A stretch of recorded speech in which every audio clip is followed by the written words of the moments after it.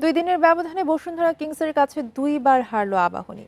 Fade কাপের ফাইনালের পর প্রিমিয়ার লিগে আকাশী নীলদের হার 2-0 গোলে। কিংসের হয়ে জোড়া গোল ফয়সাল আহমেদ ফাহিমের।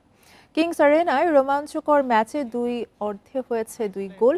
ম্যাচের শুরু থেকে উভয় দলের অগোছালো ফুটবলের মধ্যে কিংসের গুটি কয়েক আক্রমণ। 16 মিনিটে দলীয় প্রচেষ্টায় লিড বসুন্ধরার। স্কোরার ফয়সাল আহমেদ ফাহিম। দ্বিতীয়ার্ধের শুরুতেই ম্যাচ থেকে ছিটকে যায় ধানমন্ডি জায়ান্টরা। 49 মিনিটে বসুন্ধরার ব্যবধান দ্বিগুণ করেন ফাহিম। লিগে পঞ্চম গোল এই ফরওয়ার্ডের। বাকি সময়ে জাল অক্ষত রেখে জয় নিশ্চিত করে বসুন্ধরা। এই হারে শিরোপা দৌড়ে বড় ধাক্কা খেল আবাহনী, তবে পুলিশ এফসিকে 3-1 গোলে হারিয়ে শীর্ষস্থান আরো মজবুত করেছে মোহামেডান।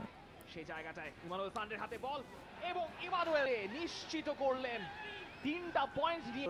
এবার যে লিগটা জিতছে সেটাও বোধহয় নিশ্চিত করলেন তিনি আরো একটা গোল করে ম্যাচের এমন পর্যায়ে।